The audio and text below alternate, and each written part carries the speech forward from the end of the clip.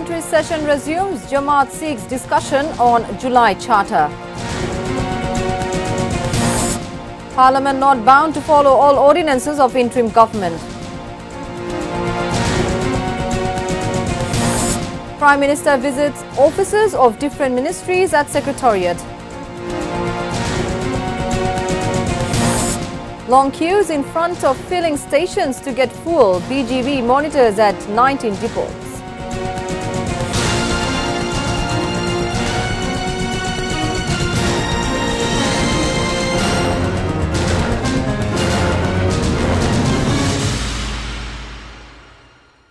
Those were the headlines. Good evening, viewers. I'm Riti Prova with English Bulletin. Opposition leader Dr. Shafiqur Rahman has placed a notice before the Parliament on the implementation of July Charter and Constitutional Reform Order 2025.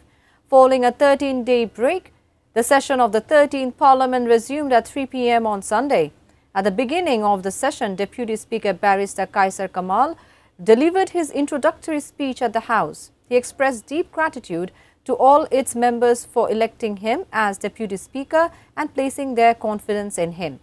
Highlighting the significance of the 2024 student-led mass uprising, he said the historic movement paved the way for the restoration of democracy by bringing down fascism. During the session, the opposition leader placed a notice on July Charter, receiving the floor on point of order.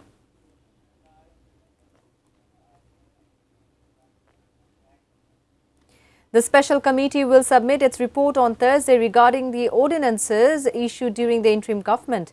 Home Minister Salahuddin Ahmed disclosed this following the Parliamentary Committee meeting of the ruling party BNP at the Parliament on Sunday. Chief Whip of the Parliament, Nurul Islam Moni, said the fate of July Charter will be fixed in the Parliament.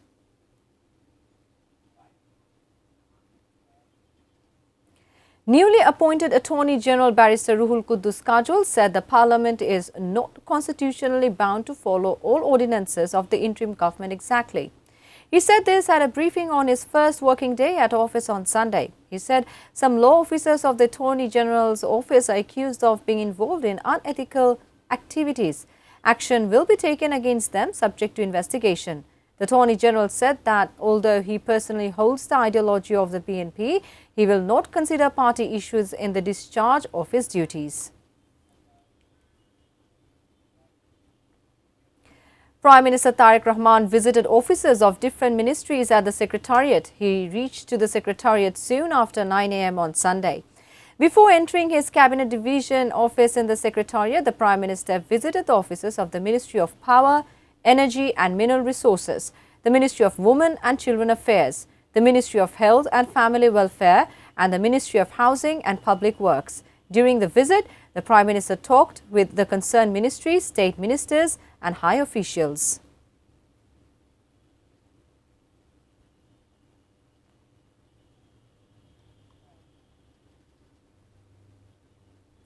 The distribution of farmer cards will begin on the Bengali New Year.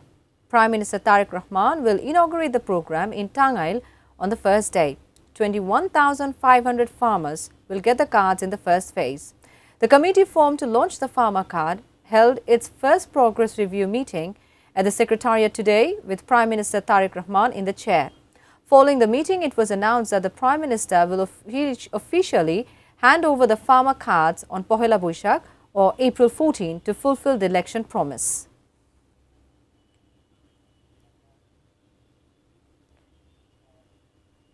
There are long queues in front of the filling stations in Dhaka to get fuel. However, only few pumps are providing fuel. Tag officers were scheduled to work at every filling station since the morning, but their presence was not seen since the afternoon. There was a long queue of vehicles in front of Shonargaon filling station at Asad Gate area. Most of the pumps were shut due to lack of octane. There was long queue of vehicles and motorbike even in front of closed pumps. There were police members in front of pumps, but no tag officers were seen.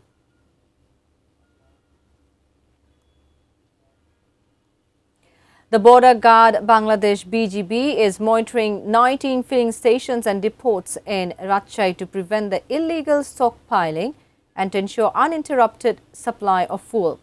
3 platoons of BGB have been deployed in 3 fuel depots in Rajshahi, Podda, Meghna and Jamuna. These depots supply fuel oil to 64 filling stations. There are 12 filling stations within 8 kilometers of the border in the district. Surveillance has started at all of these facilities. Lieutenant Colonel Riaz Shariar, commanding officer of BGP Rajshahi 1 Battalion, spoke to journalists about the overall situation. He said the main aim is to ensure overall security and maintain fuel supply. Similar measures have been taken in Khulna, Sylhet, Rangpur to prevent irregularity.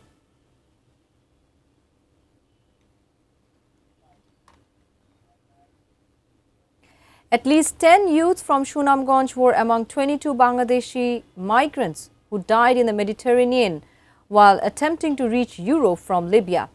A total of 43 migrants of different countries were trying to reach Europe on a small boat from Turkey with the hope of better life.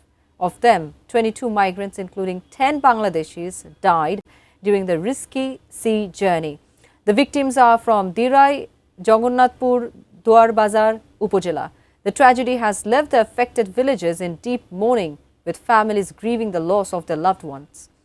Traffickers forced migrants onto an overcrowded boat that lacked sufficient food and water for the long journey. During the voyage, many fell ill due to hunger, dehydration and extreme heat, leading to several deaths. The traffickers dumped the bodies into the sea.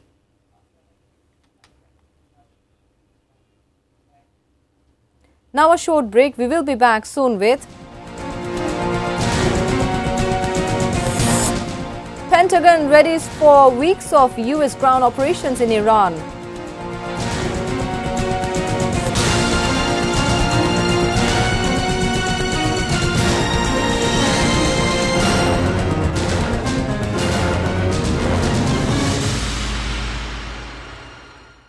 Welcome back. You're watching ATN News. This is English Bulletin.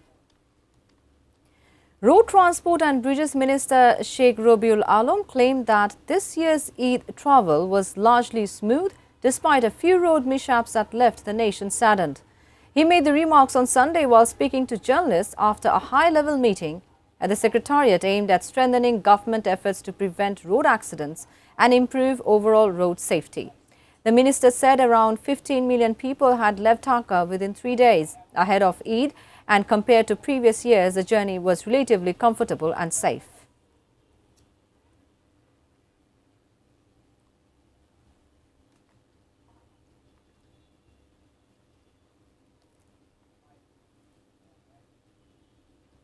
The International Crimes Tribunal ICT2 has ordered to produce 2 former army officers of produce before the tribunal on April 7.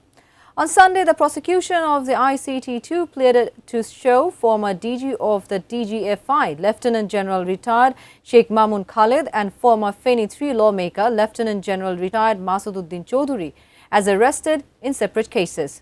The prosecution pleaded to show Mamun Khalid arrested in an enforced disappearance case, while Masududdin Chaudhuri in a case lodged over alleged mass killing during the July mass uprising.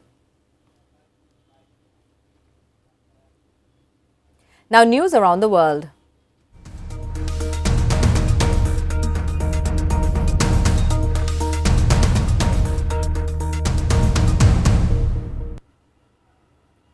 The Washington Post has reported the United States was preparing plans for weeks of ground operations on Iran. The operation potentially includes raids on Kurg Island as sites near the Strait of Hormuz, though US President Donald Trump has yet to approve any deployment. Earlier, the USS Tripoli, an amphibious assault ship carrying around 3,500 Marines and sailors, arrived in the Middle East on Friday. Meanwhile, Iran's Parliament Speaker Mohammad Baghir Ghalibaf accused the United States of plotting a ground attack despite talking about diplomacy. He warned that the Iran's forces are waiting for the arrival of the American soldiers on the ground to set them on fire and punish their regional allies once and for all. Meanwhile, Pakistan's Prime Minister Shehbaz Sharif said he had a detailed call with Iran's president on Saturday, as foreign ministers from Saudi Arabia, Egypt and Turkey gathered in Islamabad for talks on the war in the Middle East. The diplomats are scheduled to attend talks Sunday and Monday on a range of issues, including efforts to de-escalate tensions in the region. Hours before the meeting, Pakistan's Prime Minister Shehbaz Sharif held a 90-minute phone call with Iranian President Masoud Pezeshkian. According to officials, the call focused on de-escalation and what Tehran calls the missing ingredient in all previous negotiations: trust. Pezeshkian stressed that confidence-building measures would be required before Tehran could consider direct dialogue. Before ending the bulletin, the top stories once again. Parliamentary session resumes. Jamaat seeks discussion on July Charter. Parliament not bound to follow all ordinances of interim government. Prime Minister visits officers of different ministries at Secretariat. Long queues in front of filling stations to get fuel. BGB monitors at 19 depots. Pentagon readies for weeks of US ground operations in Iran.